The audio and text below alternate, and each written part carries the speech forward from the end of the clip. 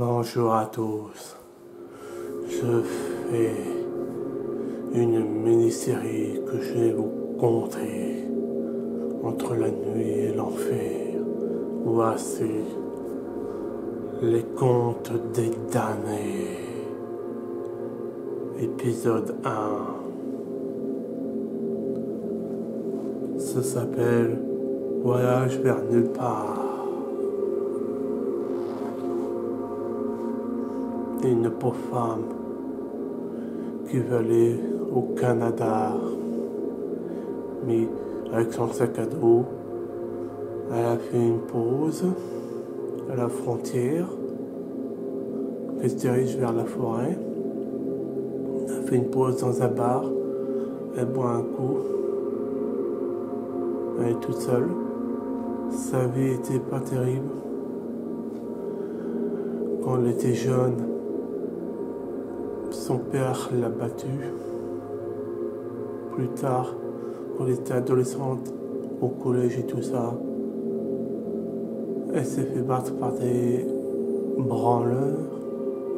Et maintenant, vu qu'elle est adulte, elle est partie faire un voyage et réaliser son rêve, aller au Canada à pied. Donc là, elle a l'argent sur elle, elle s'arrête dans un bar à la frontière, elle boit tranquillement. Et au lointain, dans le bar, un étrange individu, un étrange homme le regarde. Plusieurs minutes après, elle décide de partir pour poursuivre son chemin et elle va essayer de trouver un raccourci dans la forêt. D'ici là aussi, au même moment, ça veut dire l'homme étrange part vite avec sa voiture, très vite, et prend aussi le raccourci, une petite route dans ce raccourci. Il est parti trop lointain. Donc la fille poursuit sur chemin. Il fait bien nuit. Depuis qu'elle a quitté le bar, il y a plusieurs 2 heures qui se sont passées. Et d'un seul coup, on entend des bruits étranges autour d'elle. Elle regarde, elle voit ce qui se passe. Et elle se fait assommer par derrière. Il y avait une personne étrange qui l'attendait là. Et qui l'a traîné son corps pour l'amener dans une étrange cabane. Dans la cabane, il y a un passage secret. Et elle a été laissée là. Plusieurs heures après, elle se réveille, elle a mal à la tête, et elle regarde où elle est, elle comprend pas où elle est, et puis elle crie de terreur, parce qu'elle voit des bouts de cadavres coupés tout autour d'elle. Elle comprend pas ce qui se passe, elle se met à crier, elle réussit à se calmer. Elle n'arrive pas à dormir, elle veut se trouver une solution pour s'échapper. Voilà. Plusieurs heures passent. L'individu qui l'a assommé, qui l'a vu au bar, vient lui apporter de la nourriture. Un petit peu d'eau et de la viande. Donc pour survivre, pour qu'elle garde espoir, peut-être qu'elle puisse se nourrir. Eh ben ouais, se nourrit. Et c'était de la viande qui n'était même pas cuite. Donc elle a mangé quand même pour survivre. Donc elle s'est beaucoup calmée, elle crie beaucoup moins. Donc l'individu étrange, l'homme étrange, lui apporte le reste de la viande, bien caché dans un plat, avec une grosse serviette dessus, avec un peu de sang. Elle pose par terre et il repart. Et elle est bien sûr aussi attachée. Les jambes sont attachées, mais elle peut se déplacer un peu quand même.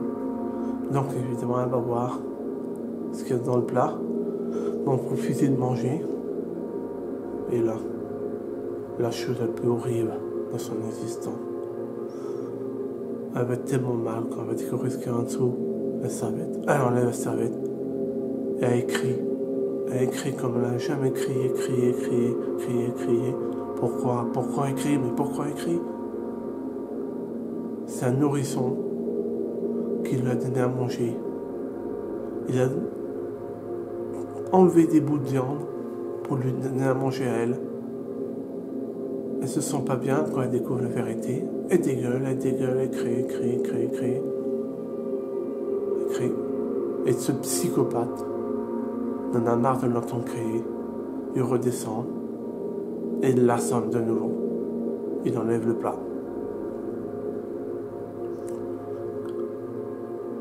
Elle a été beaucoup assommée là, elle a du sang. Et là, 2 jours se sont passés. Elle se réveille de nouveau avec un mal de crâne épouvantable. Elle se met à crier encore. Elle panique, elle veut s'échapper, elle veut trouver quelque chose pour fuir. Elle n'arrive pas à fuir. Et le psychopathe arrive et va la tuer parce qu'il en a marre. Il va lui tordre la tête avec ses 2 mains. Elle va tout faire pour se défendre, mais elle ne va pas réussir à se défendre. Et elle est morte. Donc le psychopathe a décidé de se débarrasser de ce cadavre qui ne doit causer que des problèmes. Donc il sort de sa cabane et de sa salle secrète. Il traîne son corps encore plus loin qu'il habite et il abandonne son corps. Et il disparaît. Le lendemain matin, un shérif fait son traditionnel et il découvre sur sa gauche un cadavre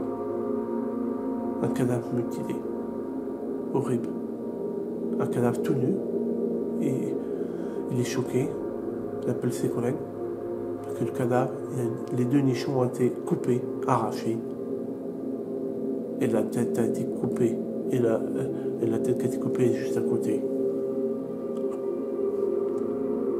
Il appelle les secours pour faire une enquête. Affaire à suivre. Peut-être qu'il y aura une suite. J'espère que cette histoire vous a terrifié. Même moi d'en parler, ça me terrifie. Ah, ma famille, elle est démoniaque. Pourquoi? Mon cousin éloigné, vous le connaissez déjà. C'est le gardien des contes de la crypte. Il fait partie de ma famille. J'ai réussi à former une forme humaine pour raconter ces histoires d'horreur et de terreur. J'espère que ça vous a plu. La première histoire, j'espère que vous a plu. Si vous venez une suite, il n'y a pas de problème.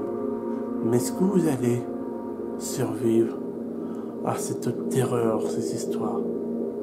C'était les contes des damnés. À bientôt en enfer.